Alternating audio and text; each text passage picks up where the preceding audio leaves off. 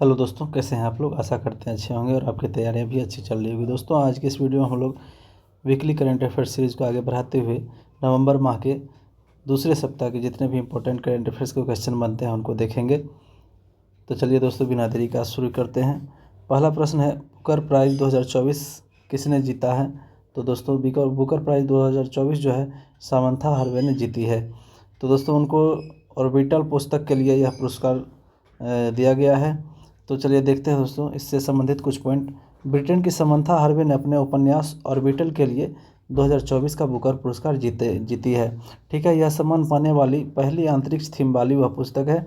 ठीक है, 2019 के बाद किसी महिला को पहली बार यह पुरस्कार मिला है। आयरिश लेखक पॉल लिंच जो है, इनको जो है प्रोफेट सॉन्ग के लिए 2023 का बुकर प्राइज़ मिला था। तो दोस्तों, अब देखते हैं भारतीय जिनको अभी तक में बुकर प्राइज़ मिले हैं। तो ऐसे 3 ही भारतीय जिनको अभी तक बुकर प्राइज़ मिले हैं। तो चलिए एक एक करके देखते हैं। पहला है दोस्तों अरुंधति राय, जिनको 1997 में the God of small things के लिए मिला था। दूसरा किरण देसाई 2006 में, जिन्हें द इनहेरिटेंस ऑफ लॉस के लिए दिया गया था। और अरविंद अडिगा 2008 में द व्हाइट टाइगर के लिए जिनको बुकर प्राइज़ दिया गया था। तो अगला प्रश्न देखते हैं दोस्तों, किसे IOCL का अध्यक्ष नियुक्त किया गया। तो IOCL का अध्यक्ष जो दोस्तों अरविंदर सिंह साहनी को नियुक्त किया गया है। IOCL की स्थापना दोस्तों 30 जून 1959 को हुआ और इसका मुख्यालय जो है वो नई दिल्ली में है। अगला देखते हैं पॉइंट्स दोस्तों, अध्यक्ष भारतीय जीवन बीमा निगम के कौन है। LIC के कौन है दोस्तों अध्यक्ष, तो सिद्धार्थ मोहंती। SBI के अध्यक्ष कौन है, तो चल्ला श्रीनिवासुलु शेट्टी। ठीक है, और राष्ट्रीय अनुसूचित जाति आयोग के अध्यक्ष कौन है, तो किशोर मकवाना। अगला प्रश्न देखते हैं, कौन 2024 के लिए WTA का विश्व की नंबर 1 टेनिस खिलाड़ी बनी है। तो आरियाना सबालेंका। आरियाना सबालेंका दोस्तों ग्रैंड स्लैम में भी 2 ग्रैंड स्लैम खिताब विजेता है इस बार की 2024 की। तो चलिए देखते हैं इससे संबंधित कुछ पॉइंट। दोस्तों, अगर पहले स्थान पर WTA की विश्व की नंबर 1 खिलाड़ी आरियाना सबालेंका है, तो दूसरे स्थान पर कौन है, तो इगा स्वीटेक। इगा स्वीटेक भी दोस्तों ग्रैंड स्लैम विजेता है, जो फ्रेंच ओपन खिताब 2024 जीती है। तो चलिए देखते हैं, आरियाना सबालेंका दोस्तों बेलारूस की जो है टेनिस प्लेयर है और जो ऑस्ट्रेलियन ओपन और अमेरिकन ओपन दोनों खिताब जीती है। तो इसको याद करने का आसान तरीका है दोस्तों, आरियाना सबालेंका ए से नाम इसका शुरू होता है और दोनों ए नाम वाले ग्रैंड स्लैम ये जीते हैं। ऑस्ट्रेलियन और अमेरिकन ग्रैंड स्लैम कौन जीते हैं, तो आरियाना सबालेंका। इससे आप लोगों को याद हो गया होगा, आरियाना सबालेंका 2 ग्रैंड स्लैम जीती है, कौन कौन, अमेरिकन और ऑस्ट्रेलियन। और दोस्तों बारबोरा करिजिकोवा जो है दोस्तों, ये चेक गणराज्य के है और इन्होंने विंबलडन जीती है। इनका भी नाम बी से है और विंबलडन ओपन भी बी से है। तो दोस्तों बारबोरा करिजिकोवा कौन सी ग्रैंड स्लैम जीती है, तो विंबलडन ओपन। ठीक है, तो बाकी बचा एक फ्रेंच ओपन, तो फ्रेंच ओपन इगा स्वीटेक जीती है, देख सकते हैं। अगला प्रश्न है, किसके द्वारा लिखित पुस्तक माँ मदर का विमोचन किया गया। दोस्तों देवेंद्र कुमार दोधावत द्वारा लिखित पुस्तक माँ यानी मदर का विमोचन किया गया है और इसका विमोचन किसने किया, कानून एवं न्याय मंत्री अर्जुन राम मेघवाल द्वारा इसका विमोचन किया गया है और यह जो है एक पोएम बुक है। अगला प्रश्न देखते हैं, Satyajit Ray lifetime achievement पुरस्कार से किन्हें सम्मानित किया गया है। तो दोस्तों Satyajit Ray lifetime achievement पुरस्कार से दोस्तों फिलिप नॉइस को सम्मानित किया गया है। फिलिप नॉइस जो है दोस्तों ऑस्ट्रेलियन डायरेक्टर हैं और फिल्म मेकर हैं। उन्हें इस पुरस्कार से दोस्तों 55 में international film festival of India IFFI 2024 में नवाजा जाएगा। और IFFI 2024 का जो आयोजन है दोस्तों 20 से 28 नवंबर 2024 तक गोवा में आयोजित किया जाएगा। और इसमें इंपॉर्टेंट पॉइंट दोस्तों याद करने वाला है, फोकस देश इस बार का कौन रहेगा, तो ऑस्ट्रेलिया। और थीम इसका क्या है, तो young film maker the future is now. Theme याद रखिएगा, थीम इंपॉर्टेंट है, फोकस देश भी इंपॉर्टेंट है और ओपनिंग फिल्म कौन सा है, तो बेटर मैन। ठीक है, अगला प्रश्न देखते हैं, अमेरिकी राष्ट्रपति डोनाल्ड ट्रंप ने किसे संयुक्त राष्ट्र का राजदूत नियुक्त किया है। तो दोस्तों अमेरिकी राष्ट्रपति डोनाल्ड ट्रंप ने जो है एलिस स्टेफनिक को संयुक्त राष्ट्र का राजदूत नियुक्त किया है और यह जो है दोस्तों पूर्व राजदूत लिंडा थॉमस ग्रीनफील्ड की जगह लेंगी। ठीक है, अगला प्रश्न है, भारत ने किस देश को आकाश हथियार प्रणाली का पहला खेप भेजा है। तो दोस्तों भारत जो है आकाश हथियार प्रणाली का पहला खेप अर्मेनिया को भेजा है। तो चलिए इससे संबंधित इम्पोर्टेंट पॉइंट्स को देखते हैं। यह स्वदेशी रूप से दोस्तों विकसित मिसाइल प्रणाली है और इसका जो है दोस्तों विकास DRDO द्वारा किया गया और भारत डायनेमिक्स लिमिटेड द्वारा इसको निर्माण किया जा रहा है इसका। ठीक है, और सतह से हवा में मार करने वाली मिसाइल है और इसकी मारक क्षमता याद रखिएगा 25 किलोमीटर है। प्रत्येक मिसाइल प्रणाली में 4 लॉन्चर होते हैं, 4 लॉन्चर, और जो है प्रत्येक लॉन्चर में 3 मिसाइलें होती है। तो यानी एक मिसाइल प्रणाली में टोटल 12 मिसाइलें होती हैं, याद रखिएगा। इसे 2024 में भारतीय वायुसेना में 2014 में भारतीय वायुसेना में और 2015 में भारतीय थल सेना में शामिल किया गया था। आर्मेनिया को दोस्तों जो 15 आकाश प्रणाली आपूर्ति की जाएगी, या देखिए कितनी आकाश प्रणाली आर्मेनिया को आपूर्ति की जाएगी, तो 15 आकाश प्रणाली आर्मेनिया को आपूर्ति की जाएगी। केंद्रीय मंत्रिमंडल ने दिसंबर 2020 में आर्मेनिया को 6,000 करोड़ रुपये की 15 आकाश प्रणाली बेचने की मंजूरी दी थी, और 2022 में दोनों देशों के बीच कॉन्ट्रैक्ट पर हस्ताक्षर हुए। भारत द्वारा फिलीपींस को सुपरसोनिक ब्रह्मोस क्रूज मिसाइल बेचने के बाद यह भारत से निर्यात होने वाली दूसरी स्वदेशी मिसाइल है। यानी पहली स्वदेशी मिसाइल जो विदेश निर्यातित दूसरे देश को निर्यातित किया गया है तो कौन था? BrahMos cruise missile. किसको? फिलीपींस को। ठीक है, यह दूसरा मिसाइल है जो दूसरे देश को निर्यात किया जा रहा है। कौन सा? तो आकाश मिसाइल प्रणाली। ठीक है, तो और अगला पॉइंट देखते हैं दोस्तों। आर्मेनिया ने भारत से multi barrel rocket launcher Pinaka भी भारत से खरीदा है। ठीक है, मल्टी बैरल रॉकेट लॉन्चर जो है आर्मेनिया खरीदे हैं। दोस्तों आर्मेनिया ने भारत से multi barrel rocket launcher Pinaka भी खरीदा है। आर्मेनिया ने पिनाका के तीनों variant, Pinaka mark 1, Pinaka enhance range और पिनाका गाइडेड वर्जन को खरीदा है। पिनाका रॉकेट लॉन्चर को बनाने में दोस्तों DRDO, टाटा समूह और L&T जो शामिल है। पिनाका सिस्टम दोस्तों 40 सेकंड में 12 रॉकेट को एक साथ फायर कर सकती है। अगला प्रश्न देखते हैं, भारतीय सेना कहाँ उच्च तीव्रता वाला पूर्वी प्रहार त्रिसेवा अभ्यास आयोजित कर रही है? तो दोस्तों भारतीय सेना द्वारा पूर्वी प्रहार त्रिसेवा अभ्यास का आयोजन दोस्तों अरुणाचल प्रदेश में किया जा रहा है। यहाँ त्रिसेवा का मतलब यानी भारत के तीनों सेना के अंग जो है इस अभ्यास को आयोजित कर रहे हैं। तो पूर्वी प्रहार अभ्यास का आयोजन दोस्तों 10 से 18 नवंबर 2024 तक भारतीय सेना के पूर्वी कमान में चीनी सीमा पर आयोजित किया जा रहा है। इसमें भारतीय थल सेना, वायुसेना और नौसेना संयुक्त रूप से अभ्यास करेंगी। इस अभ्यास का उद्देश्य दोस्तों पहाड़ी इलाकों में एकीकृत संयुक्त अभियानों को अंजाम देने के लिए सेना के तीनों अंगों को परिचित और प्रशिक्षित करना है। ठीक है, अगला प्रश्न है, गरुड़ शक्ति अभ्यास भारत और किस देश के बीच आयोजित हुआ है? तो भारत और इंडोनेशिया के बीच आयोजित किया जाता है गरुड़ शक्ति अभ्यास हर बार। तो यह जो इस बार का जो है 9वां संस्करण था गरुड़ शक्ति का, आयोजन कहाँ किया गया? तो जकार्ता के सिजांतुंग प्रांत में, यानी इंडोनेशिया में सिजांतुंग प्रांत में इसका आयोजन किया गया। और इसका आयोजन का समय क्या है? तो 1 नवंबर से 12 नवंबर 2024 तक। यह भारत और इंडोनेशिया के बीच आयोजित होने वाली संयुक्त विशेष बल अभ्यास है। इसमें दोस्तों भारतीय दल का प्रतिनिधित्व, याद रखिएगा, पैराशूट रेजिमेंट के विशेष बल के 25 कर्मियों द्वारा, और इंडोनेशियाई दल का प्रतिनिधित्व जो है इंडोनेशियाई विशेष बल के कोपासस के 40 सैनिकों द्वारा किया गया।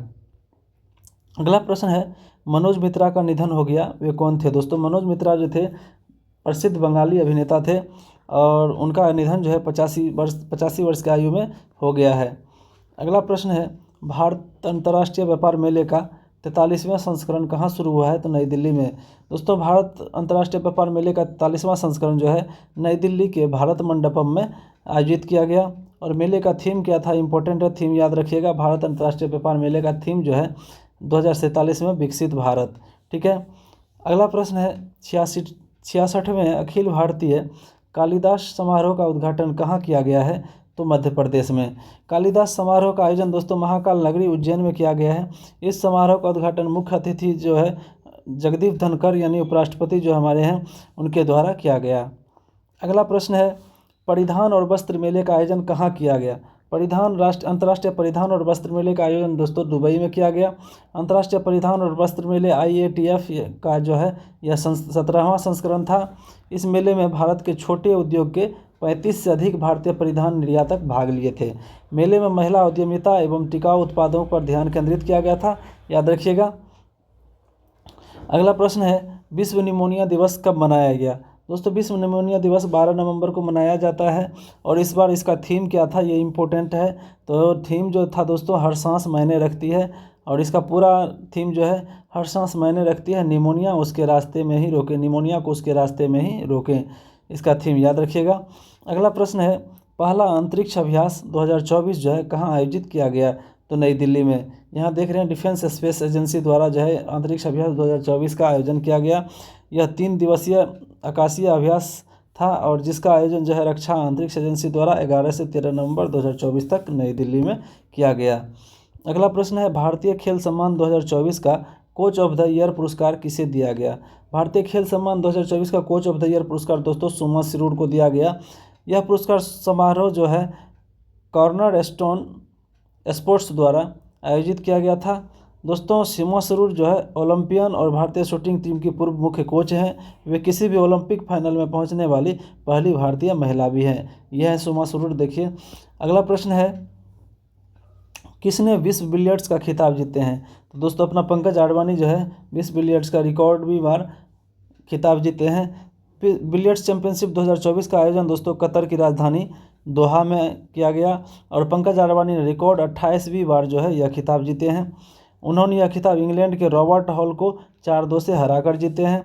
आडवाणी ने पहला विश्व खिताब दोस्तों 2016 में जीता था। ठीक है, भारत के ही सौरभ कोठारी और सिंगापुर के पीटर गिलक्रिस्ट ने चैंपियनशिप का कांस्य पदक संयुक्त रूप से अपने नाम किए हैं। तो यह भी याद रखिएगा, सौरभ कोठारी दोस्तों ब्रॉन्ज मेडल जीते हैं और गोल्ड मेडल जो है अपना ये पंकज आडवाणी जीते हैं। ठीक है, अगला प्रश्न है अक्टूबर का ICC player of the month किसे चुना गया है।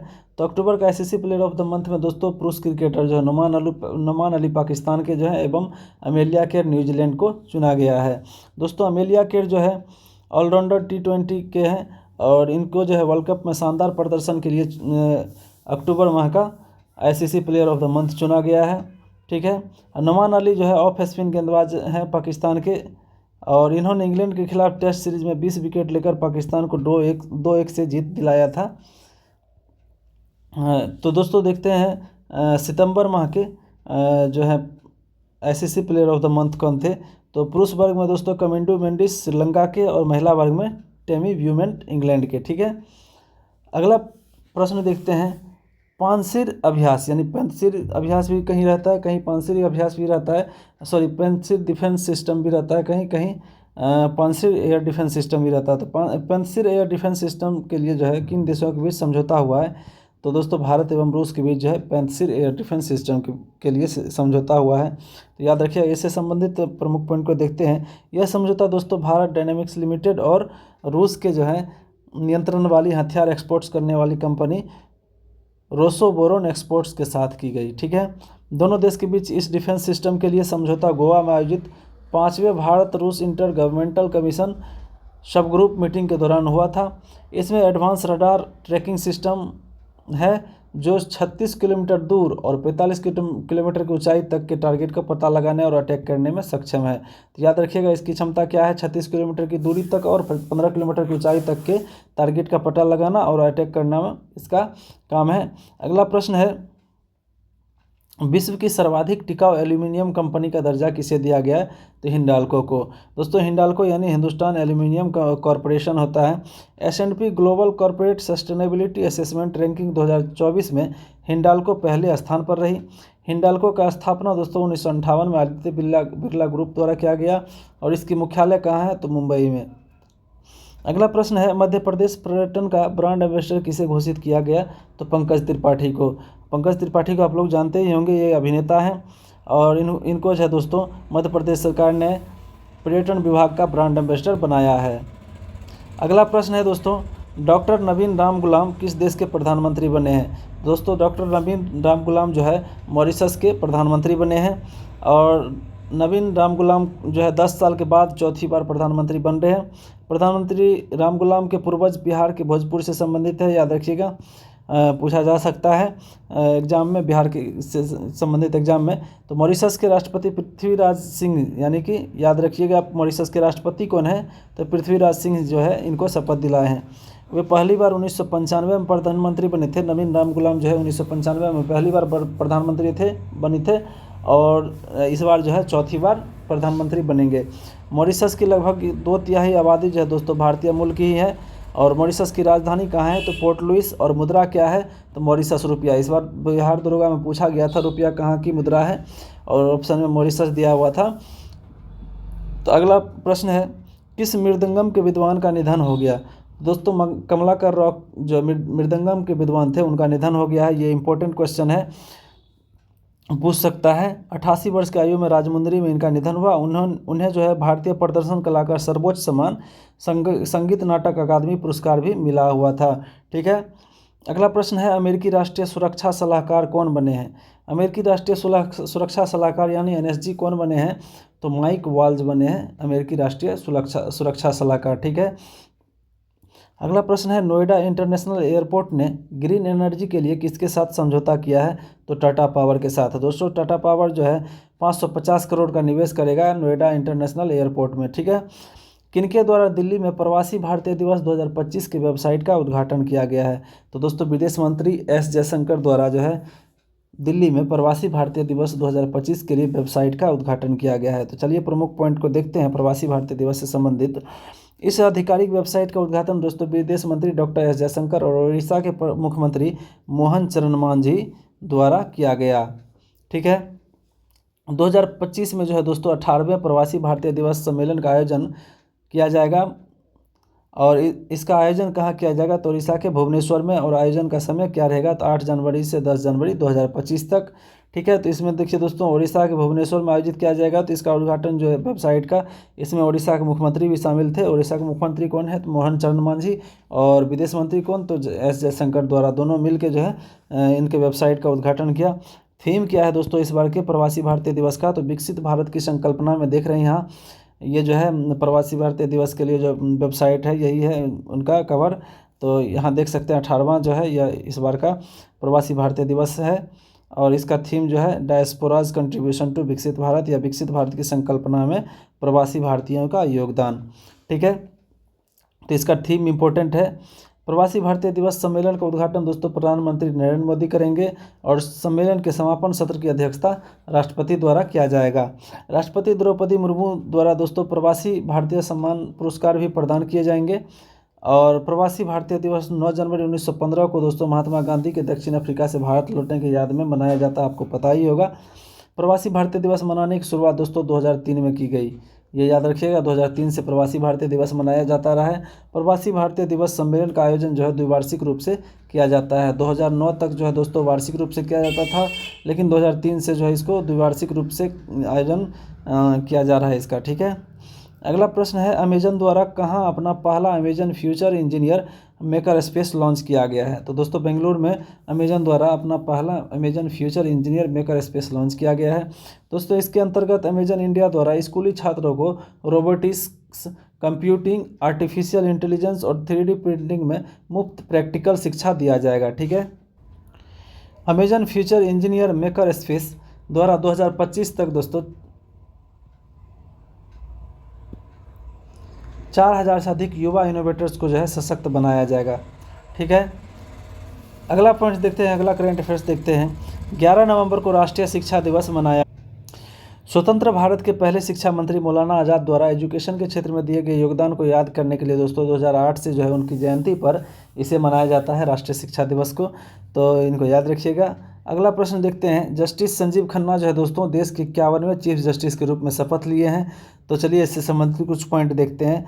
13 मई 2025 को जो है उनका सेवानिवृत्ति हो जाएंगे। तो 13 मई 2025 को जो है दोस्तों वो जो है 65 वर्ष इनका आयु हो जाएंगे, इसलिए जो है स्वतः सेवानिवृत्त हो जाएंगे। और अनुच्छेद 124(2) जो है इसी के तहत चीफ जस्टिस की नियुक्ति राष्ट्रपति द्वारा किया जाता है। और अनुच्छेद 124(4) जो है सुप्रीम कोर्ट के न्यायाधीश को हटाने की प्रक्रिया इसमें उल्लेख किया गया है, तो अनुच्छेद 124 के 4 में याद रखिएगा। मुख्य न्यायाधीश दोस्तों भारतीय राष्ट्रीय विधि विश्वविद्यालय के वास्तविक कुलपति यानी डिफेक्टो चांसलर होते हैं, ये भी याद रखिएगा। अगला प्रश्न है, चेन्नई ग्रैंड मास्टर का खिताब दोस्तों अरविंद चिदम्बरम ने जीता है। तो याद रखिएगा चेन्नई ग्रैंड मास्टर का खिताब किसने जीता है? अरविंद चिदम्बरम ने। फाइनल मुकाबले में दोस्तों अरविंद चिदम्बरम ने लेवोन ओरोनियन को हराकर चैंपियनशिप जीता। और ग्रैंड मास्टर वी प्रणव द्वारा पूरे टूर्नामेंट में अपराजय रहकर चैलेंजर्स खिताब जीता गया। तो दोस्तों पूरे टूर्नामेंट में जो है अपराजय कौन रहे हैं? तो याद रखिएगा वी प्रणव। और जो चेन्नई ग्रैंड मास्टर का खिताब किसे मिला है? तो अरविंद चिदम्बरम को। ठीक है। यही दोनों खिलाड़ी हैं, देख लीजिए। अगला प्रश्न है, WTA फाइनल 2024 का खिताब अमेरिकी टेनिस खिलाड़ी कोको गॉफ ने जीती है। दोस्तों WTA फाइनल 2024 का जो खिताब है अमेरिकी टेनिस खिलाड़ी कोको गॉफ ने जीती है। तो चलिए इससे संबंधित कुछ इंपॉर्टेंट पॉइंट्स को देखते हैं। पेरिस ओलंपिक चैंपियन चीन की झैंग किनवेन को हराकर पहली बार WTA का खिताब जीती है कोको गॉफ ने। और गॉफ जो है दोस्तों 24 साल से कम उम्र में यह खिताब जीतने वाली चौथी अमेरिकी बन गई है। गॉफ को महिला टेनिस के इतिहास में सबसे अधिक 40.54 करोड़ रुपये मिले हैं। तो इसलिए ये इंपॉर्टेंट हो जाता है, इससे संबंधित क्वेश्चन आ सकते हैं। अगला प्रश्न है, अंतर्राष्ट्रीय हॉकी महासंघ का अध्यक्ष तैयब इकराम को चुना गया है। ठीक है, तो याद रखिएगा अंतर्राष्ट्रीय हॉकी महासंघ के अध्यक्ष कौन बने हैं? तैयब इकराम। दोस्तों एशियाई महासंघ के CEO तैयब इकराम यानी पाकिस्तान के जो हैं को अंतर्राष्ट्रीय हॉकी महासंघ का अध्यक्ष चुना गया है। वे जो है दोस्तों नरेंद्र बात्रा, भारत के जो हैं नरेंद्र बात्रा जो हॉकी महासंघ के अध्यक्ष थे, उनका जगह लेंगे। अंतर्राष्ट्रीय हॉकी महासंघ के कार्यकारी बोर्ड में 1 अध्यक्ष एवं 8 सदस्य होते हैं, याद रखिएगा, जिनमें 4 महिलाएं और 4 पुरुष होते हैं। दोस्तों अंतर्राष्ट्रीय हॉकी महासंघ का मुख्यालय कहाँ है? तो लॉजेन यानी लेजोन या लॉजेन होगा स्विट्जरलैंड में, और स्थापना 7 जनवरी 1924 पेरिस फ्रांस में। ठीक है, आदर्श वाक्य क्या है अंतर्राष्ट्रीय हॉकी महासंघ का? तो फेयर प्ले, फ्रेंडशिप फॉरएवर। ठीक है, अगला पॉइंट्स देखते हैं। अजरबैजान की राजधानी बाकू में दोस्तों संयुक्त राष्ट्र का 29वां वार्षिक जलवायु परिवर्तन सम्मेलन शुरू हुआ है। ठीक है, याद रखिएगा कहाँ आयोजित हुआ है, ये इंपॉर्टेंट है। इसका आयोजन पूछता है कहाँ किया गया, ये इंपॉर्टेंट सम्मेलन है। इसका आयोजन की तिथि क्या है? आयोजन की तिथि इसका जो है 11 नवंबर से 22 नवंबर 2024 तक इसका आयोजन किया जाएगा। अगला प्रश्न देखते हैं, थाईलैंड के पर्यटन विभाग जो है सोनू सूद को ब्रांड एम्बेसडर बनाया है। याद रखिएगा थाईलैंड के पर्यटन विभाग जो है सोनू सूद को अपना ब्रांड एम्बेसडर बनाया है। अगला प्रश्न है, पोलो खिलाड़ी HS सोढ़ी का निधन हो गया। पोलो खिलाड़ी HS सोढ़ी का निधन हो गया, तो HS सोढ़ी का पूरा नाम क्या है? तो हरिंदर सिंह सोढ़ी, जिन्हें बिल्ली सोढ़ी भी कहा जाता था। देख रहे हैं प्रधानमंत्री नेहरू से पुरस्कार ले रहे हैं युवा बिल्ली सोढ़ी। पोलो खेल में प्रत्येक टीम में दोस्तों 4 खिलाड़ी होते हैं, ये भी याद रखिएगा। इस खेल का उद्भव दोस्तों प्राचीन फारस में माना जाता है। अगला प्रश्न देखते हैं, उत्तराखंड में लोक पर्व इगास बग्वाल मनाया गया। उत्तराखंड में दिवाली के दिन को दोस्तों बग्वाल के रूप में मनाया जाता है, जबकि कुमाऊं में दिवाली के 11 दिन बाद इगास यानी बूढ़ी दिवाली मनाई जाती है। मान्यता है कि जब भगवान राम 14 वर्ष बाद लंका विजय कर अयोध्या पहुँचे तो लोगों ने दीप जलाकर उनका स्वागत किया और उसे दिवाली त्यौहार के रूप में मनाया। कुमाऊं क्षेत्र के लोगों को इसकी जानकारी 11 दिन बाद मिली, इसलिए यहाँ पर दिवाली के 11 दिन बाद इगास मनाया जाता है। ठीक है, अगला प्रश्न देखते हैं, नई दिल्ली में अंतर्राष्ट्रीय प्राचीन कला महोत्सव का आयोजन किया गया। तो दोस्तों यह जो है 8वां अंतर्राष्ट्रीय प्राचीन कला महोत्सव संगोष्ठी था। आयोजन नई दिल्ली के इंदिरा गांधी राष्ट्रीय कला केंद्र में किया गया। तो याद रखिएगा कहाँ किया गया? इंदिरा गांधी राष्ट्रीय कला केंद्र में इसका आयोजन किया गया। यह 8वां अंतर्राष्ट्रीय प्राचीन कला महोत्सव था, और इसका आयोजन समय क्या था? तो 8 से 10 नवंबर 2024। और उद्घाटन सत्र में दोस्तों डॉक्टर रीला होता और उनकी मंडली ने अंतर यात्रा प्रस्तुत की है। तो दोस्तों याद रखिएगा अंतर यात्रा किसके द्वारा? रीला होता और उनकी मंडली द्वारा उद्घाटन सत्र में पेश किया गया। और महोत्सव के अंतिम दिन प्रसिद्ध कुचिपुड़ी प्रतिपादक यामिनी रेड्डी और उनके समूह द्वारा कुचिपुड़ी नृत्य का प्रदर्शन किया गया। अगला पॉइंट देखते हैं, education world India school ranking award 2024-25 में कुणाल दलाल ने जो है इनको जो अवार्ड मिला है किस चीज़ का? तो education leader of the year का इनको अवार्ड दिया गया है। तो कुणाल दलाल दोस्तों JBCN एजुकेशन के MD हैं। उन्हें education world India school ranking award 2024-25 में जो है education leader of the year का पुरस्कार दिया गया। JBCN एजुकेशन को दोस्तों लगातार दूसरे वर्ष भी भारत का सबसे सम्मानित शिक्षा ब्रांड घोषित किया गया है। अगला प्रश्न देखते हैं, नई दिल्ली में रूसी व्यापार केंद्र का उद्घाटन किया गया है। याद रखिएगा कहाँ रूसी व्यापार केंद्र का उद्घाटन किया गया है? तो नई दिल्ली में। रूसी दूतावास द्वारा भारत में रूसी व्यापार केंद्र का उद्घाटन किया गया है। भारत और रूस ने साल 2030 तक व्यापार को $100 मिलियन तक पहुँचाने का लक्ष्य रखा है। याद रखिएगा ये लक्ष्य पूछ सकता है। 2030 तक दोस्तों भारत और रूस के बीच कितने बिलियन डॉलर तक व्यापार का लक्ष्य रखा गया है? तो $100 बिलियन तक। अगला प्रश्न है, भूटान माइंडफुलनेस सिटी का निर्माण करेगा। तो माइंडफुलनेस सिटी का निर्माण कौन करने जा रहा है? तो भूटान। दोस्तों भूटान के राजा ने असम के साथ अपनी सीमा पर 2500 वर्ग किलोमीटर में विशाल अंतर्राष्ट्रीय शहर बनाने की योजना बनाई है। इस परियोजना को दोस्तों गेलेफू परियोजना के रूप में भी जाना जाता है। इस परियोजना में शून्य उत्सर्जन उद्योग तथा एक माइंडफुलनेस शहर स्थापित किया जाएगा गेलेफू परियोजना के अंतर्गत। और गेलेफू माइंडफुलनेस सिटी में 2 संरक्षित क्षेत्र होंगे, एक राष्ट्रीय उद्यान और एक वन्यजीव अभयारण्य। ठीक है। यह एक विशेष प्रशासनिक क्षेत्र है दोस्तों, इसकी अपनी सरकार होगी, इसे अपना कानून बनाने की स्वतंत्रता होगी, एक स्वतंत्र न्यायपालिका भी होगी और शहर का अपना अंतर्राष्ट्रीय हवाई अड्डा होगा जिसका निर्माण कार्य शुरू भी हो चुका है।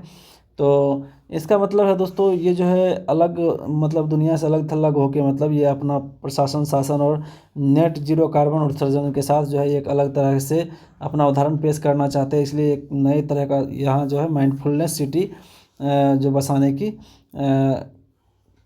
योजना बनाई है भूटान सरकार ने। तो दोस्तों भारत सरकार द्वारा जो है गेलेफू तक पहली भारत भूटान रेलवे लाइन का भी निर्माण किया जाएगा, ठीक है। भारत भूटान रेलवे का नए रेलवे लाइन का जो दोस्तों उद्घाटन जो है भारत सरकार द्वारा गेलेफू तक किया जाएगा निर्माण इसका, तो ये भी याद रखिएगा। और भूटान की दोस्तों सबसे लंबी नदी कौन सी है, ये क्वेश्चन पूछते हैं कभी कभी रेलवे में पड़ोसी देश से। तो भूटान की सबसे लंबी नदी मानस नदी है, ये भी याद रखिएगा। अगला प्रश्न है 10 नवंबर को विश्व विज्ञान दिवस मनाया गया। 10 नवंबर को दोस्तों यूनेस्को ने 2001 में औपचारिक रूप से इस दिन की स्थापना की और पहली बार इसे 10 नवंबर 2002 को मतलब विश्व विज्ञान दिवस मनाया गया। कब पहली बार, तो 2002 में। याद रखिएगा। थीम क्या है इस बार के विश्व विज्ञान दिवस का, तो युवाओं को अग्रणी बनाना। याद रखिएगा थीम क्या है इस बार के विश्व विज्ञान दिवस का, युवाओं को अग्रणी बनाना। संयुक्त राष्ट्र महासभा यानी यूएनजीए ने अगस्त 2023 में वर्ष 2024 से 33 को सतत विकास के लिए विज्ञान के अंतर्राष्ट्रीय दशक के रूप में घोषित किया है। तो याद रखिएगा 2024 से 33 को सतत विकास के लिए विज्ञान के अंतर्राष्ट्रीय दशक के रूप में घोषित किया गया है। अगला प्रश्न है अर्जुन एरिगेसी शतरंज रेटिंग में दुनिया का नंबर 2 खिलाड़ी बन गए हैं। अर्जुन एरिगेसी ने लाइव शतरंज रेटिंग में दुनिया का नंबर 2 स्थान हासिल किया है। उन्होंने यह उपलब्धि दोस्तों तमिलनाडु में चेन्नई ग्रैंड मास्टर्स के तीसरे राउंड में एलेक्सिस सराना को हराकर दोस्तों ये जो प्राप्त किया है। अर्जुन की लाइव रेटिंग दोस्तों अब 2805.8 हो गई। अर्जुन से आगे दोस्तों अब केवल मैग्नस कार्लसन है और जिनकी रेटिंग 2831.0 है। 21 वर्षीय अर्जुन एरिगेसी विश्वनाथ आनंद के बाद 2800 रेटिंग हासिल करने वाले दूसरे भारतीय है, ये भी याद रखिएगा। अगला प्रश्न है राजगीर में women's Asia hockey championship trophy 2024 शुरू हुई है दोस्तों। आज इसमें भारत जो है विजय भी हो गए हैं, ठीक है। भारतीय महिला हॉकी टीम ने दोस्तों 17 नवंबर राजगीर हॉकी स्टेडियम में खेले गए अपने आखिरी ग्रुप मैच में जापान को 3-0 से हराकर महिला एशियन चैंपियनशिप ट्रॉफी 2024 के सेमीफाइनल में जगह पक्की कर ली है दोस्तों। सेमीफाइनल में जो है दोस्तों इसका जो है मुकाबला जापान से ही होगा फिर 19 नवंबर को। और भारत ने ग्रुप स्टेज में अपने सभी मैच जीते हैं, ठीक है, ये भी याद रखिएगा। और एक चीज़ आज है दोस्तों 21 नवंबर, तो आज जो है दोस्तों भारत जो है हॉकी का जो है अपना फाइनल भी जीत लिया है चीन को हरा करके, तो ये भी याद रखिएगा। अनाहत सिंह ने सिडनी में New South Wales squash open प्रतियोगिता का महिला सिंगल्स खिताब जीती है। याद रखिएगा अनाहत सिंह जो है सिडनी में New South Wales squash open प्रतियोगिता का महिला सिंगल्स का खिताब जीती है। तो चलिए देखते हैं कुछ पॉइंट्स।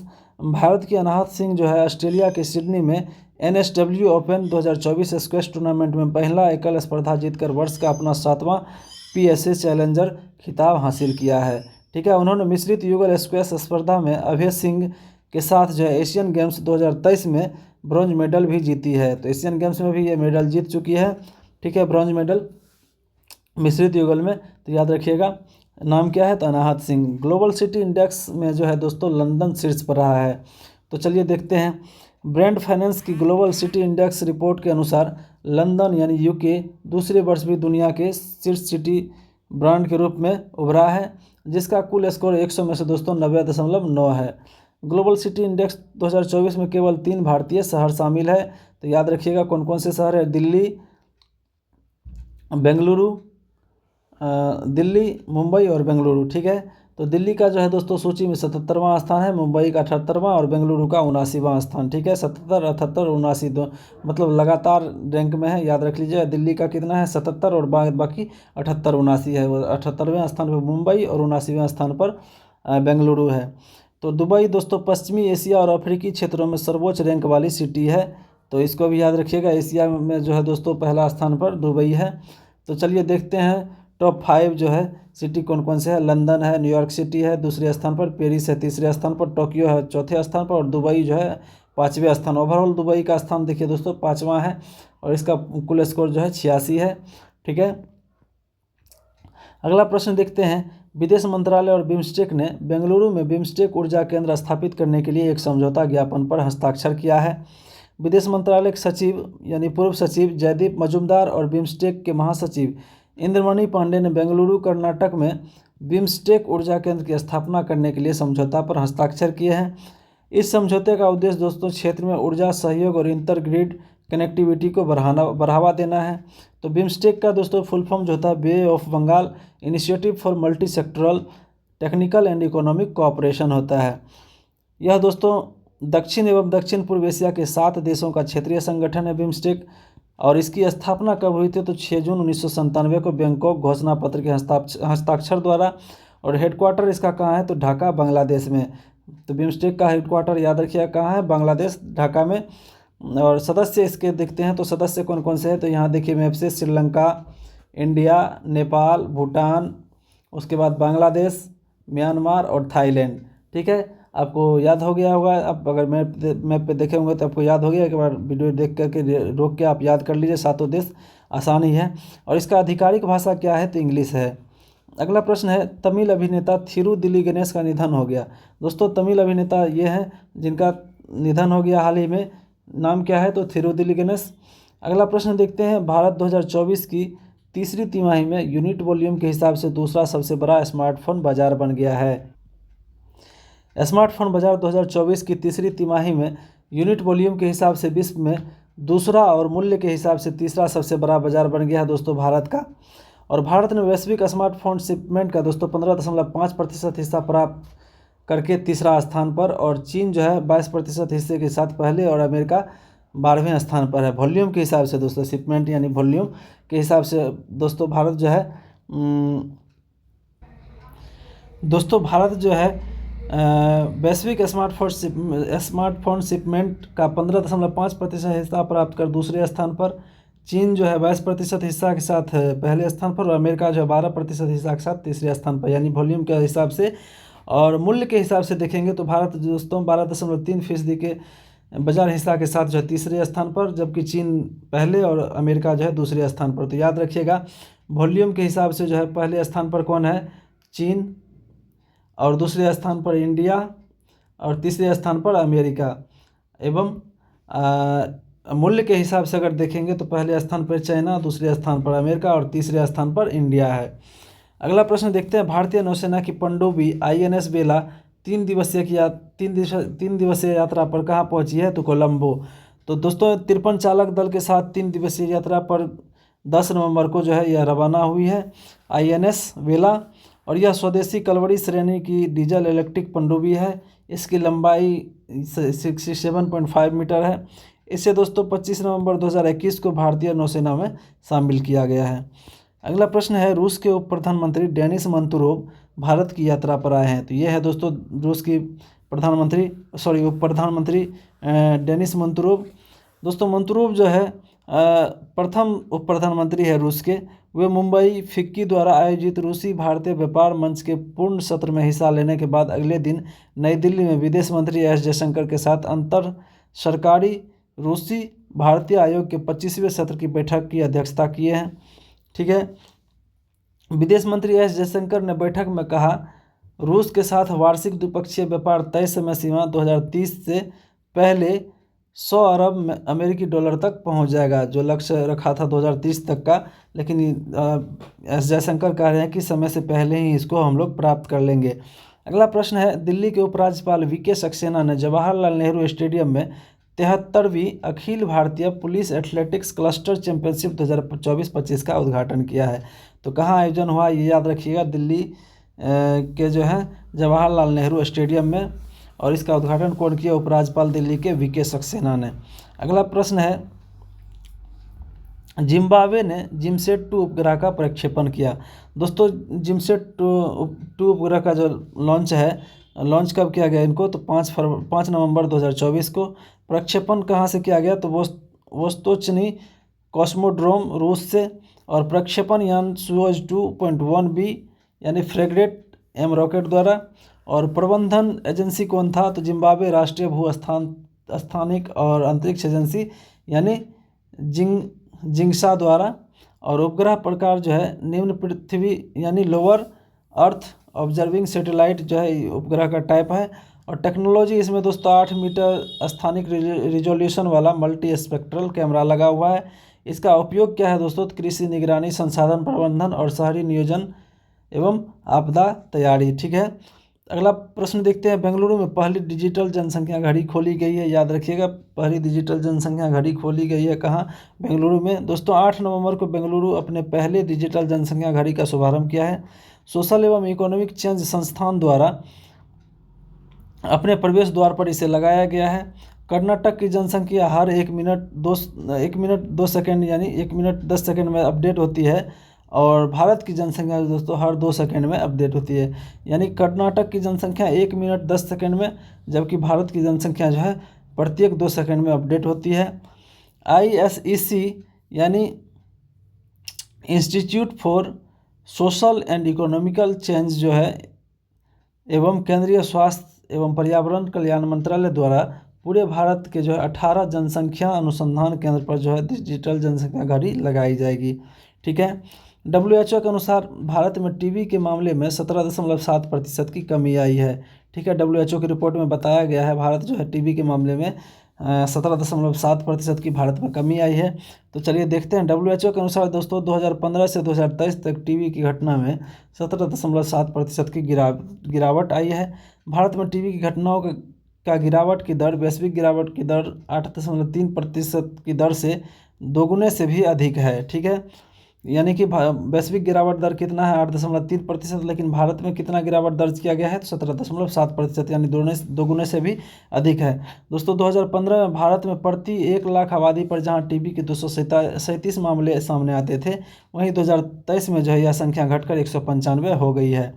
2015 में देश में प्रति 1 लाख आबादी पर दोस्तों टीबी से 28 मौतें दर्ज की गई थी, जबकि 2023 में यह संख्या घटकर 21.4 हो गई है। दोस्तों भारत में उपचारित मरीजों की संख्या 2015 के 72% से बढ़कर 2023 में 89% हो गई है। अगला प्रश्न देखते हैं। हर्षवर्धन अग्रवाल जो है फिक्की का अध्यक्ष नियुक्त किया गया है हर्षवर्धन अग्रवाल को। तो इम्पोर्टेंट हो जाता है, फिक्की का अध्यक्ष कौन बने हैं? तो हर्षवर्धन अग्रवाल। और फिक्की की स्थापना कब हुई थी दोस्तों? तो 1927 में। और इनका संस्थापक घनश्याम दास बिरला एवं पुरुषोत्तम दास ठाकुरदास द्वारा महात्मा गांधी की सलाह पर किया गया था। ठीक है, 1927 में ही। और इनके अध्यक्ष दोस्तों हर्षवर्धन अग्रवाल 21 नवंबर 2024 को फिक्की के अध्यक्ष पद संभालेंगे, तो इनको याद रखिएगा। अगला प्रश्न है। योगी आदित्यनाथ ने लखनऊ में गोमती पुस्तक महोत्सव का उद्घाटन किया। तो दोस्तों आयोजन जो है 9 से 17 नवंबर 2024 तक इसका किया गया, गोमती पुस्तक महोत्सव का। और आयोजन गोमती रिवर फ्रंट पार्क में लखनऊ में किया गया। याद रखिए कहाँ इसका आयोजन किया गया? लखनऊ में गोमती रिवर फ्रंट पार्क में। अगला प्रश्न है। बांग्लादेश के मानवाधिकार आयोग के सभी सदस्यों ने इस्तीफा दे दिया।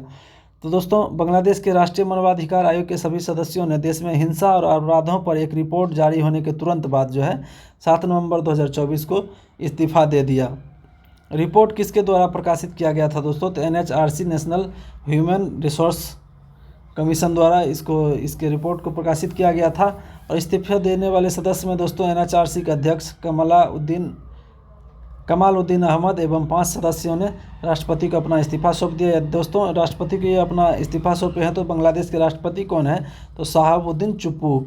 और बांग्लादेश के प्रधानमंत्री कौन बने हैं? अस्थायी प्रधानमंत्री अभी कौन है? तो मोहम्मद यूनुस। दोस्तों 5 अगस्त 2024 को जो है बांग्लादेश के प्रधानमंत्री शेख हसीना ने इस्तीफा दे दिया था और भारत जो भाग के आई थी, तो उसके बाद जो है ये प्रधानमंत्री बने हैं और ये जो है दोस्तों राष्ट्रपति हैं। देखिए विशाखापत्तनम में PV सिंधु बैडमिंटन केंद्र की आधारशिला रखी गई है। दोस्तों PV सिंधु ने 2016 रियो ओलंपिक में सिल्वर वहीं 2020 के टोक्यो ओलंपिक में ब्रॉन्ज मेडल जीते हैं। तो यानी कि 2 इनको ओलंपिक के मेडल हैं, एक सिल्वर और एक ब्रॉन्ज। साल 2019 में BWF यानी बैडमिंटन वर्ल्ड फेडरेशन चैंपियनशिप में स्वर्ण पदक जीतने वाली PV सिंधु जो पहली भारतीय भी बनी है। अगला प्रश्न है। रिकी केज और अनुष्का शंकर को 67वें ग्रैमी पुरस्कार के लिए नामित किया गया है। दोस्तों भारतीय संगीतकार रिकी केज और अनुष्का शंकर को 2 फरवरी 2025 को लॉस एंजल्स में होने वाले 67वें ग्रैमी अवार्ड्स के लिए नामांकन मिला है। दोनों को एक ही कैटेगरी में दोनों को मिला है दोस्तों। 3 बार ग्रैमी जीतने वाले केज को जो है उनके एल्बम ब्रेक ऑफ डॉन के लिए best new age ambient chant album श्रेणी में नामांकित किया गया है। यहाँ देख सकते हैं दोस्तों किस श्रेणी में, तो बेस्ट न्यू एज एम्बियंट और चैंट एल्बम श्रेणी में इसको, और इनको भी दोस्तों इसी में best new age ambient chant album श्रेणी में ही दोनों को जो है शॉर्टलिस्ट किया गया है। और कौन कौन है, तो रिकी केज और अनुष्का शंकर। ठीक है, रिकी केज को किसके लिए दोस्तों उनके एल्बम का नाम क्या है, तो ब्रेक ऑफ डॉन के लिए, जबकि अनुष्का शंकर के एल्बम का नाम क्या है, chapter 2 how dark it is before don. ठीक है, तो दोस्तों अनुष्का शंकर दोस्तों 2002 में जो है अपने album live at Carnegie hall के लिए विश्व संगीत श्रेणी में नामांकित होने वाली सबसे कम उम्र की और पहली भारतीय महिला भी बनी थी। अनुष्का शंकर 2005 में दोस्तों ग्रैमीज में प्रदर्शन करने वाली पहली भारतीय संगीतकार भी बनी थी, इसको भी याद रखिएगा। अगला प्रश्न है, उत्तराखंड का स्थापना दिवस दोस्तों 9 नवंबर को मनाया गया। दोस्तों उत्तराखंड की स्थापना कब हुई थी, तो 9 नवंबर 2000 को 27वां राज्य के रूप में इसका स्थापना किया गया। इसके गवर्नर कौन है अभी, तो गुरमीत सिंह, और मुख्यमंत्री कौन है, पुष्कर सिंह धामी। और उत्तराखंड में दोस्तों विधानसभा सीट की संख्या कितनी है, तो 70, लोकसभा सीट की संख्या 5 एवं राज्यसभा सीट की संख्या 3। इन सभी को याद रखिएगा, इंपॉर्टेंट है। अफगानिस्तान के दोस्तों क्रिकेटर मोहम्मद नबी ने वनडे से संन्यास ले लिए हैं, तो ये भी याद रखिएगा। अफगानिस्तान के क्रिकेटर कौन है, वनडे से संन्यास ले लिए हैं जो मोहम्मद नबी। दोस्तों अफगानिस्तान के ऑलराउंडर खिलाड़ी हैं मोहम्मद नबी। इसका बॉलिंग स्टाइल जो है राइट आर्म ऑफ ब्रेक है, और जबकि बैटिंग स्टाइल जो है राइट हैंड बैट्समैन है ये। अगला प्रश्न है, जैन जेलेजनी को नीरज चोपड़ा ने अपना कोच घोषित किया है, यानी कि दोस्तों नीरज चोपड़ा जो है किसको अपना कोच बनाए हैं, तो जैन जेलेजनी। दोस्तों 3 बार के ओलंपिक चैंपियन और मौजूदा भाला फेंक विश्व रिकॉर्ड धारक जैन जेलेजनी जो है लंबे समय से चोपड़ा के आदर्श रहे हैं। उन्होंने बार्सिलोना 1992, अटलांटा 1996 और सिडनी 2000 के ओलंपिक में स्वर्ण पदक जीते, यानी 3 गोल्ड मेडल जो हैं भाला फेंक में जीते हुए हैं। उनका वर्तमान रिकॉर्ड दोस्तों 98.48 मीटर जो है वर्ल्ड रिकॉर्ड है, जिनको अभी तक नहीं तोड़ा गया है किसी के द्वारा, जो उन्होंने 1996 में जर्मनी में बनाया था। ठीक है, जैन की जो नियुक्ति दोस्तों नीरज चोपड़ा के लंबे समय के कोच डॉक्टर क्लॉस बार्टोनिज द्वारा उम्र के कारण अपनी सेवानिवृत्ति की घोषणा के बाद किया गया है। ठीक है, ओलंपिक रिकॉर्ड अरशद नदीम के नाम है, जिन्होंने पेरिस ओलंपिक 2024 में 92.97 मीटर भाला फेंककर स्वर्ण पदक जीते थे। ये जो दोस्तों ओलंपिक का रिकॉर्ड नहीं है, लेकिन अन्य रिकॉर्ड है जो ओवरऑल दोस्तों 98.48 मीटर जो है वर्ल्ड रिकॉर्ड है, इसको अभी तक नहीं तोड़ा गया, जबकि ओलंपिक रिकॉर्ड जो है 92.97 मीटर ही है, जो इस बार के ही ओलंपिक में अरशद नदीम द्वारा गोल्ड मेडल के साथ जो है स्थापित किया गया है। दोस्तों पेरिस ओलंपिक 2024 में दोस्तों नीरज चोपड़ा 89.45 मीटर भाला फेंककर जो है सिल्वर मेडल जीते थे, ये भी याद रखिएगा। ये हैं दोस्तों जैन जेलेजनी जो इनके कोच बने हैं। अगला प्रश्न है, हेनले पासपोर्ट इंडेक्स 2024 में सिंगापुर शीर्ष पर और भारत 83वें स्थान पर रहा है। दोस्तों हेनले पासपोर्ट सूचकांक यूनाइटेड किंगडम में स्थित हेनले एंड पार्टनर्स फर्म द्वारा जारी किया जाता है। जिस देश के नागरिक को अधिकांश देशों में वीज़ा मुक्त यात्रा की सुविधा मिलती है, उन्हें दोस्तों शीर्ष स्थान दिया जाता है। तो आप जानते हैं किस तरह इसकी रैंकिंग की जाती है, जिन देशों के नागरिकों को अधिक देशों में वीज़ा मुक्त यात्रा का जो है सुविधा मिलता है, उनको शीर्ष स्थान दिया जाता है। तो चलिए दोस्तों देखते हैं भारत की क्या स्थिति है। दोस्तों भारत जो है वर्तमान में 82वें स्थान पर है। पिछले वर्ष इसका स्थान 84वां था, इस बार 2 पायदान सुधार हुआ है, 2 पायदान सुधार के साथ 82वें स्थान पर पहुँचे हैं। दोस्तों वीज़ा फ्री यात्रा दोस्तों भारत के जो नागरिक कितने देशों में कर सकती है, तो 58 देशों में, याद रखिएगा 58 देशों के साथ दोस्तों 82वें स्थान पर भारत है। जबकि पाकिस्तान के बारे में देखिए दोस्तों, पाकिस्तान जो है दोस्तों 100वां देश है। ठीक है, पाकिस्तान का रैंक जो है 100वां है, लगातार चौथे वर्ष ये 100वें स्थान पर रहा है। और वीज़ा फ्री यात्रा जो है इसके द्वारा दोस्तों इनके देश के नागरिक द्वारा 33 देशों की जा सकती है। और अफगानिस्तान दोस्तों वर्तमान में सबसे निचले स्थान पर है, 130वें स्थान पर, जो कि वीज़ा मुक्त दोस्तों 26 देशों की ये यात्रा कर सकते हैं अफगानिस्तान के नागरिक। तो चलिए दोस्तों देखते हैं 2024 के हेनली पासपोर्ट सूचकांक पर शीर्ष 5 देशों की सूची किस तरह से है। तो दोस्तों पहले स्थान पर सिंगापुर और दूसरे स्थान पर दोस्तों 4 देश हैं संयुक्त रूप से, जापान, इटली, जर्मनी, स्पेन और फ्रांस। दोस्तों सिंगापुर जो है कितने देशों की सिंगापुर के नागरिक वीजा फ्री यात्रा कर सकते हैं, तो 195 देशों की, मतलब शीर्ष पे 195 देश के साथ जो है शीर्ष पे हैं। जबकि जापान, इटली, जर्मनी, स्पेन और फ्रांस जो है 192 देश की वीजा फ्री यात्रा कर सकते हैं। तीसरे स्थान पर देखते हैं दोस्तों, तीसरे स्थान पर भी एक दक्षिण Korea, Sweden, Austria, Finland, Ireland, Luxembourg और नीदरलैंड, इतने सारे देश है। 191 वीज़ा मुक्त यात्रा जो है इसमें शामिल है। और चौथे स्थान पर भी ढेर सारे देश हैं, तो इनको देख लीजिएगा आप लोग। अगला प्रश्न देखते हैं दोस्तों, गुजरात ने भारत की पहली समर्पित सेमीकंडक्टर नीति शुरू की है। दोस्तों पीएम मोदी के महत्वाकांक्षी विजन विकसित भारत @2047 यानी भारत स्वतंत्रता के 100 वर्ष पूरे होने पर जो है महत्वाकांक्षी विजन है दोस्तों भारत के प्रधानमंत्री का। मुख्यमंत्री भूपेंद्र पटेल ने जो है भारत की पहली गुजरात की सेमीकंडक्टर नीति 2022-27 शुरू की है। याद रखिएगा 2022 से 27 तक के लिए ये शुरू किया गया है। इस ऐतिहासिक नीति के प्रभावी कार्यान्वयन को सुनिश्चित करने के लिए गुजरात ने गुजरात राज्य इलेक्ट्रॉनिक्स मिशन की स्थापना की है। ठीक है दोस्तों, इस गुजरात की पहली समर्पित सेमीकंडक्टर नीति को प्रभावी रूप से सुनिश्चित कार्यान्वयन के लिए जो है दोस्तों एक मिशन भी स्थापित किया गया है। उसका नाम क्या है, तो गुजरात राज्य इलेक्ट्रॉनिक्स मिशन। ठीक है, गुजरात अब सेमीकंडक्टर और डिस्प्ले उत्पादन के क्षेत्र के लिए एक समर्पित नीति बनाने वाला दोस्तों देश का पहला राज्य बन गया है। और इस नीति के तहत राज्य सरकार अहमदाबाद के पास धोलेरा सेमीकॉन सिटी स्थापित करेगी। ये सबसे इम्पोर्टेंट है दोस्तों, कहाँ यह सिटी स्थापित किया जाएगा, तो धोलेरा में सेमीकॉन सिटी स्थापित किया जाएगा। अगला प्रश्न है दोस्तों, सलमान रुश्दी के उपन्यास द सैटेनिक वर्सेस पर प्रतिबंध जो लगा हुआ था 36 साल पहले प्रतिबंध लगा था, जो अब हटा लिया गया है। तो दोस्तों प्रतिबंध लगा कब था, तो देखते हैं। प्रतिबंध दोस्तों 36 साल पहले 1988 में प्रतिबंध इस पर लगाया गया था। भारत द सैटेनिक वर्सेस पर दोस्तों प्रतिबंध लगाने वाला पहला देश था। ब्रिटेन में इसके शुरुआती प्रकाशन के केवल 9 दिन के बाद ही भारत में इस पर प्रतिबंध लगाया दिया गया था। ठीक है, तो प्रतिबंध लगाया क्यों गया था दोस्तों, तो किताब में कथित तौर पर पैगंबर की आलोचना की गई थी। मुस्लिम जगत का मानना था कि किताब कथित तौर पर इस्लाम और पैगंबर का अनादर करती है। तब भारत ने तुरंत इसको विदेश से भारत लाए जाने और इसके आयात पर प्रतिबंध लगा दिया था। दोस्तों प्रतिबंध किसके द्वारा लगाया गया था, तो देखिए दोस्तों वित्त मंत्रालय द्वारा लगाया गया था, जिस पे सलमान रुश्दी कमेंट भी किए थे कि मतलब वित्त मंत्रालय का इससे क्या संबंध है कि वो इस पे प्रतिबंध लगाए हैं। ठीक है, तो प्रतिबंध हटा कैसे है, तो देखते हैं दोस्तों। प्रतिबंध हटाया नहीं गया, बल्कि ये जो है दोस्तों असंवैधानिक कारण के चलते समाप्त हो गया। वजह ये रही कि मामले हाईकोर्ट में गया। हाईकोर्ट ने इससे संबंधित आदेश को पेश करने के लिए कहा। इतने सालों पुराना दोस्तों 5 अक्टूबर 1988 का ही यह मामला था दोस्तों। मूल आदेश का कहीं दोस्तों इसका जो आदेश ही कहीं नहीं मिला कि मतलब मूल जो कंप्लेन किया गया था, जिसके तहत इसको बैन किया गया था, तो वो आदेश नहीं मिला। तब दिल्ली उच्च न्यायालय ने जो है फैसला सुनाया कि उसके पास प्रतिबंध हटाने और पुस्तक के आयात की अनुमति देने के अलावा कोई विकल्प नहीं है, क्योंकि केंद्रीय अप्रत्यक्ष कर और सीमा शुल्क बोर्ड आदेश की प्रति प्रस्तुत नहीं कर सके। ठीक है दोस्तों, किसको प्रस्तुत करना था, उसका साक्ष्य केंद्रीय प्रत्यक्ष कर और सीमा शुल्क द्वारा। ठीक है, अगला प्रश्न देखते हैं। पंजाब एंड सिंध बैंक ने ई बैंक गारंटी सुविधा शुरू की है। दोस्तों ई बैंक गारंटी सुविधा कौन शुरू की है, तो पंजाब एंड सिंध बैंक ने। ठीक है, और देखते हैं इसके पॉइंट्स को।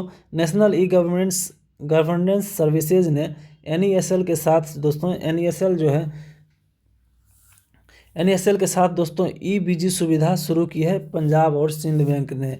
ठीक है, यहाँ देखिए दोस्तों, पंजाब एंड सिंध बैंक ने नेशनल ई गवर्नेंस सर्विसेज के साथ मिलकर EBG यानी ई बैंक गारंटी सुविधा शुरू किए हैं। ठीक है, अब भौतिक स्टैंपिंग और सिग्नेचर की आवश्यकता के बजाय ई स्टैंपिंग और ई सिग्नेचर का उपयोग किया जाएगा। उद्देश्य दोस्तों देखते हैं इसका, तो कार्यकुशलता को बढ़ाना, सत्यापन में लगने वाले समय को घटाना और लाभार्थियों के लिए पारदर्शिता में सुधार करना है। पंजाब एंड सिंध बैंक के MD और CEO कौन है दोस्तों, तो स्वरूप कुमार शाह, याद रखिएगा। अगला प्रश्न देखते हैं दोस्तों। मैग्नस कार्लसन दोस्तों FIDE विश्व शतरंज चैंपियनशिप में शीर्ष पर हैं। तो चलिए देखते हैं टॉप 10 खिलाड़ी कौन कौन से हैं दोस्तों FIDE रैंकिंग का। तो टॉप 10 में दोस्तों कार्लसन मैग्नस जो है दोस्तों, मैग्नस कार्लसन जो है दोस्तों पहले स्थान पर 1831 पॉइंट के साथ, और अमेरिकी फेबियानो जो है दोस्तों दूसरे स्थान पे 2805 अंक के साथ। अभी हाल ही में देखे थे, ऊपर में कुछ करंट अफेयर्स देखे थे दोस्तों, एरिगेसी अर्जुन जो दोस्तों थे, इसको भी 2800 दशमलव कुछ पॉइंट मिले थे। रैंकिंग जो है दूसरा स्थान पर गया था इनका। तो अभी जो है वर्तमान दोस्तों ये चौथे स्थान पर है दोस्तों। टॉप 10 में जो है दोस्तों 3 आदमी हैं भारत के, 3 खिलाड़ी हैं शतरंज खिलाड़ी। एक हैं अर्जुन एरिगेसी, उसके बाद गुकेश डी, उसके बाद जो है 10वें स्थान पर कौन है, आनंद विश्वनाथन, ठीक है, 10वें स्थान पर है। अगला प्रश्न देखते हैं दोस्तों, IIT खड़गपुर होम्योपैथी परियोजना पर सहयोगात्मक अध्ययन करेंगे, ठीक है। तो Fourier transform infrared spectroscopic study और रमन स्टडी नामक परियोजना पर IIT खड़गपुर और होम्योपैथी केंद्रीय अनुसंधान परिषद CCRH के बीच एक सहयोगात्मक अध्ययन पर समझौता ज्ञापन पर हस्ताक्षर किए हैं। और परियोजना की अवधि कितनी वर्ष है दोस्तों, ये याद रखिए 3 वर्ष के लिए जो है IIT खड़गपुर और होम्योपैथी परियोजना पर जो है MOU पर साइन हुए हैं। अगला प्रश्न है, पुणे में तीसरा भारत ऑस्ट्रेलिया संयुक्त सैन्य अभ्यास ऑस्ट्रा हिंद शुरू हुआ है। कहाँ शुरू हुआ है, तो पुणे में। आयोजन का समय क्या है, तो 8 से 21 नवंबर 2024। आयोजन स्थल कहाँ है, महाराष्ट्र के पुणे में विदेशी प्रशिक्षण नोड में। यह दोस्तों एक वार्षिक सेना अभ्यास है। इसमें तो 140 कर्मियों वाले भारतीय दल का प्रतिनिधित्व मुख्य रूप से डोगरा रेजिमेंट द्वारा किया जा रहा है, और भारतीय वायुसेना के 14 कर्मियों द्वारा दोस्तों 124, फिर से देखते हैं दोस्तों, 140 कर्मियों वाले भारतीय दल का प्रतिनिधित्व मुख्य रूप से डोगरा रेजिमेंट की एक बटालियन और भारतीय वायुसेना के 14 कर्मियों द्वारा किया जा रहा है इसका, ठीक है। 120 कर्मी वाले ऑस्ट्रेलियाई सेना दल का जो है प्रतिनिधित्व द्वितीय डिवीजन की 10वीं ब्रिगेड की 13वीं लाइट हॉर्स रेजिमेंट द्वारा किया जाएगा। दोस्तों अभ्यास जो है 2 चरणों में आयोजित किया जाएगा, ये इंपॉर्टेंट है। पहला चरण जो है युद्ध की तैयारी और सामरिक प्रशिक्षण चरण, और दूसरा चरण जो है सत्यापन चरण। अगला प्रश्न देखते हैं, ऑस्ट्रेलिया की सरकार 16 वर्ष से कम उम्र के बच्चों के लिए सोशल मीडिया के उपयोग को प्रतिबंधित करने के लिए कानून बनाएगा। याद रखिएगा, सोशल मीडिया को प्रतिबंधित करने के लिए कौन कानून बना रहे हैं, जो 16 वर्ष से कम उम्र के बच्चों के लिए होगा, तो ऑस्ट्रेलिया सरकार है। वे ऑस्ट्रेलियाई प्रधानमंत्री एंथनी एल्बनीज ने घोषणा किया कि युवाओं के मानसिक स्वास्थ्य की रक्षा के लिए 16 वर्ष से कम उम्र के बच्चों को सोशल मीडिया का उपयोग करने से प्रतिबंधित कर दिया जाएगा। सभी कंपनियों को नए नियमों का पालन करना होगा या अन्यथा जुर्माना भरना पड़ेगा, ठीक है। अगला प्रश्न देखते हैं, गुवाहाटी में 8 दिवसीय पूर्वोत्तर आदि महोत्सव का आयोजन जनजातीय कार्य मंत्रालय और ट्राइफेड के द्वारा किया जा रहा है, ठीक है। असम के गुवाहाटी में दोस्तों पूर्वोत्तर आदि महोत्सव का आयोजन जनजातीय मामलों के मंत्रालय और ट्राइफेड द्वारा किया गया। यह 8 दिवसीय राष्ट्रीय जनजातीय महोत्सव आदिवासी समुदाय की कला, व्यंजन और संस्कृति का उत्सव मनाता है। ट्राइफेड यानी tribal cooperative marketing development federation of India होता है। स्थापना दोस्तों ट्राइफेड का कब हुआ, तो 1987 में बहुराज्य सहकारी समिति अधिनियम 1984 के तहत, ठीक है। इसका मुख्यालय कहाँ ट्राइफेड का, तो नई दिल्ली में, और देश भर में कुल 15 क्षेत्रीय कार्यालय हैं ट्राइफेड के, ठीक है। अगला प्रश्न देखते हैं, रायपुर में 83वें भारतीय सड़क कांग्रेस का वार्षिक अधिवेशन शुरू हुआ है। तो याद रखिएगा, रायपुर में 83वें भारतीय सड़क कांग्रेस का जो है वार्षिक अधिवेशन शुरू हुआ है। अगला प्रश्न देखते हैं, 55वें भारतीय अंतर्राष्ट्रीय फिल्म महोत्सव का फोकस देश किसे घोषित किया गया। देखिए यहाँ क्वेश्चन आया, 55वें भारतीय अंतर्राष्ट्रीय फिल्म महोत्सव का फोकस देश आपको पता ही होगा, आपको बता चुके हैं, ऑस्ट्रेलिया को घोषित किया गया है। IFFI international film festival of India का दोस्तों आयोजन जो है 20 से 28 नवंबर 2024 तक गोवा में किया जाएगा। फोकस देश आपको पता ही ऑस्ट्रेलिया, और थीम क्या है, तो young film maker the future is now, और ओपनिंग फिल्म कौन से हैं, तो बेटरमैन, ठीक है। दोस्तों Satyajit Ray lifetime achievement पुरस्कार Australian film maker Phillip Noyce को इस बार प्रदान किया जाएगा। तो यहाँ देखिए दोस्तों 55th इफ़ी का पोस्टर जो है इस तरह का है। अगला प्रश्न है, किस राज्य में 3706 करोड़ की HCL फॉक्सकॉन सेमीकंडक्टर परियोजना को मंजूरी दी है, तो दोस्तों उत्तर प्रदेश में, ठीक है। उत्तर प्रदेश ने जो है 3706 करोड़ की HCL फॉक्सकॉन सेमीकंडक्टर परियोजना को मंजूरी दिया है, जिसका उद्देश्य दोस्तों नोएडा के इंटरनेशनल एयरपोर्ट के पास जेवर में, ठीक है, जेवर में एक सेमीकंडक्टर हब स्थापित करना है। अगला प्रश्न देखते हैं दोस्तों, तनुश्री पांडे ने विश्व सॉफ्ट टेनिस चैंपियनशिप में कौन सा पदक जीती है? तो रजत पदक। ठीक है। चीन के दोस्तों जिंगशान में आयोजित 4th world junior soft tennis प्रतियोगिता में लखनऊ की 21 वर्षीय खिलाड़ी तनुश्री पांडे ने शानदार प्रदर्शन करते हुए सिल्वर मेडल अपने नाम किए। ठीक है। 1 से 6 नवंबर तक चलने वाली इस प्रतियोगिता में दोस्तों उन्होंने महिलाओं के एकल स्पर्धा में भाग लिया। तनुश्री ने सेमीफाइनल में जापान की खिलाड़ी को 4-3 से हराकर फाइनल में प्रवेश किया। फाइनल मुकाबले में दोस्तों तनुश्री का टक्कर चाइना के ताइपे की खिलाड़ी चियांग मिन यू से हुई। यह मुकाबला बेहद रोमांचक था, जिसमें चियांग मिन यू ने 4-3 के अंतर से जीत हासिल की। इस शानदार प्रदर्शन के बावजूद दोस्तों तनुश्री पांडे को दोस्तों सिल्वर मेडल से संतुष्ट होना पड़ा। तो याद रखिएगा किसके बीच फाइनल हुआ था? तो चीन के खिलाड़ी मिन यू के साथ हुआ था इनका फाइनल। ठीक है। एडेलगिव हारून परोपकार सूची में शीर्ष पर कौन है? दोस्तों ये इंपॉर्टेंट क्वेश्चन है। एडेलगिव हारून परोपकार सूची में दोस्तों शीर्ष पर कौन है? तो शिव नाडर। ठीक है। Edelgive Hurun India philanthropy list 2024 के अनुसार दोस्तों एचसीएल के को founder Shiv Nadar, Hindustan computers limited के जो है को फाउंडर शिव नादर को देश का सबसे बड़ा दानवीर घोषित किया गया है। ठीक है। शिव नादर और उनके परिवार ने पिछले साल यानी वित्त वर्ष 2023-24 में दोस्तों 2153 करोड़ रुपये का दान दिया है, यानी रोजाना 5.90 करोड़ यानी 6 करोड़ के लगभग जो है रोजाना दान करते हैं। शिव नादर 2023-24 के वित्तीय वर्ष में दान किए हैं। ठीक है। तो चलिए देखते हैं भारत के सबसे बड़े दानवीर में शिव नादर फाउंडेशन और फैमिली है। उसके बाद कौन है दूसरे नंबर पे? तो Mukesh Ambani foundation and family. ठीक है। मुकेश अंबानी देखिए 407 करोड़, जबकि शिव नादर जो है 2153, सीधे दोस्तों इससे 5 गुने से भी अधिक है शिव नाडर का डोनेशन। ठीक है। और बजाज फैमिली दोस्तों तीसरे स्थान पर है। तो दोस्तों अब देखते हैं भारत के 10वें सबसे बड़े पर्सनल फिलैंथ्रोपिस्ट कौन 10 सबसे बड़े पर्सनल फिलैंथ्रोपिस्ट कौन है? तो इसमें कुछ के ही देखेंगे, टॉप 3 के ही देखेंगे। तो पर्सनली दोस्तों कौन है? तो शिव नाडर एंड फैमिली है, 1992 करोड़ रुपये दिए हैं। और नंदन नीलोकनी जो है दूसरे स्थान पर है, तीसरा पर कृष्णा चिवुकुला। ठीक है। और देखते हैं दोस्तों भारत के सबसे युवा दानवीर कौन है? तो सबसे युवा दानवीर विवेक वकील है, इसको भी याद रखिएगा। आयु 35 वर्ष है और दान जो है दोस्तों 8 करोड़ दान करे हैं। और दूसरे नंबर पे माधव कृष्ण सिंघानिया है, ये भी 8 करोड़ दिए हैं। दोनों दोस्तों संयुक्त रूप से 8 करोड़ दिए हैं। तो सबसे युवा दानवीर कौन है? विवेक वकील।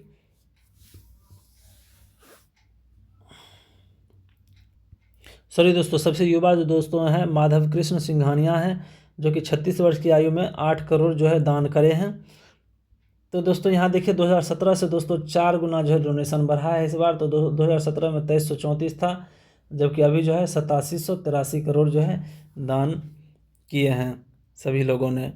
तो अगला प्रश्न देखते हैं, अमेरिका के उपराष्ट्रपति कौन बने हैं? अमेरिका के उपराष्ट्रपति दोस्तों जेम्स डेविड वेंस बने हैं, जेडी वेंस बने हैं।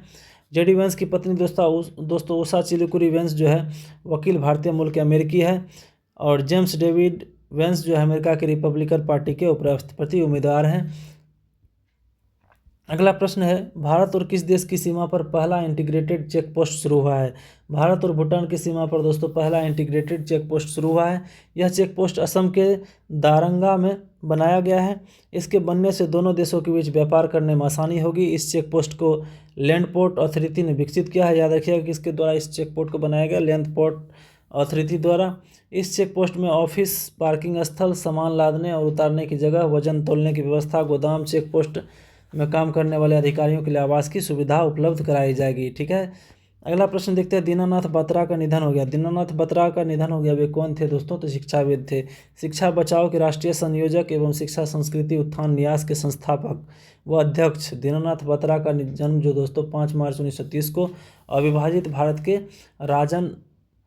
राजनपुर जिला के डेरा गाजी खान यानी अब पाकिस्तान में वर्तमान में जो है वहाँ पर हुआ था। ठीक है। अगला प्रश्न है, निंगोल चक्कोबा उत्सव कहाँ मनाया गया? दोस्तों निंगोल चक्कोबा उत्सव जो है मणिपुर में मनाया गया। याद रखिएगा, निंगोल चक्कोबा मणिपुर के मेईतेई समुदाय का एक महत्वपूर्ण त्यौहार है। यह मेईतेई कैलेंडर के हियांगई महीने के दूसरे दिन मनाया जाता है। हियांगई महीने याद रखिएगा, हियांगई महीने के दूसरे दिन मनाया जाता है।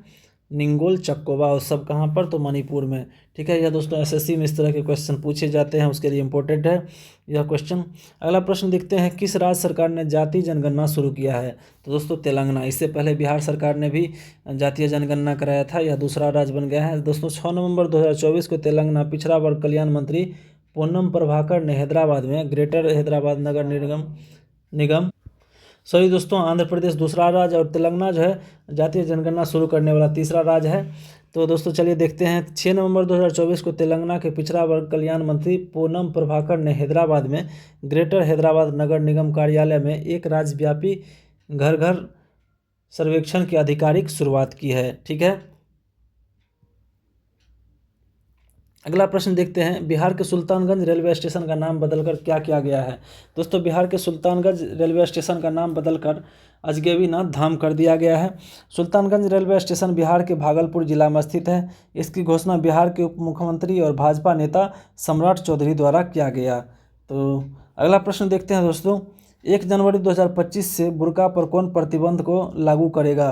दोस्तों स्विट्जरलैंड जो है 1 जनवरी 2025 से बुर्का पर प्रतिबंध लागू करेगा। तो स्विट्जरलैंड सरकार का तर्क है कि यह प्रतिबंध सार्वजनिक सुरक्षा और सामाजिक एकता को बढ़ावा देने के लिए ज़रूरी है।